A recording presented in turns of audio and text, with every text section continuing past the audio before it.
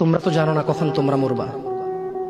শোনো, তুমি অপরাধ করিও যদি তোমার মনে হয় আল্লাহ তোমাকে দেখে না, তখন করিও। তুমি অপরাধ করিও যদি তোমার মনে হয় আল্লাহ তোমাকে জিজ্ঞেস করবে না, তুমি নিশ্চিত বেঁচে যাবা। তুমি অপরাধ করিও যদি তোমার মনে হয় যে আল্লাহ তোমার জন্য জাহান্নাম নির্ধারণ করবে, আর তুমি আল্লাহকে বলবা আল্লাহ আপনি বললেই হবে নাকি আমি জাহান্নামে যাব। যদি এই ক্ষমতার অধিকারী হও তাহলে তুমি অপরাধ করিও। তোমাকে বলি, মহিলা, মা, বোন, চাচা, চাচি, নামাজ ছাড়া মানুষ মুসলমান থাকে না। ওয়াল্লাহি আমি বলছি না কোথায় বাঁধবেন, তর্ক পরে। আমি বলছি আপনি নামাজটা স্টার্ট করেন। আমি বলছি না যে তারা ওই 20 রাকাত পড়বেন না 8 রাকাত পড়বেন। আমি বলছি যে আপনি পড়েন, 2 রাকাত হইলেও পড়েন। আমি বলছি যে আপনি ঈশার নামাজ 15 রাকাত দরকার নেই, আপনি শুধু 4 পড়েন।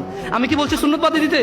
আমি বলছি যে তুমি পড়ছো না, শোনো, ভয় পেও না। ঈশার নামাজ 15 রাকাত তোমার উপরে ফরজ নয়। আমি তোমাকে না করছি না 15 রাকাত পড়তে। আমি বলছি যে তুমি নামাজই পড়ো না, 4 পড়ো। এই 4 রাকাত ঈশা না পড়লে তুমি মুসলিম নও। 3 রাকাত মাগরিব না পড়লে তুমি মুসলিম নও। 4 রাকাত আসর না পড়লে তুমি মুসলিম নও। দেখো, আমাকে দোষ দিও না। বুখারী খোলো, সালাত অধ্যায়ে যাও, আযান অধ্যায়ে যাও।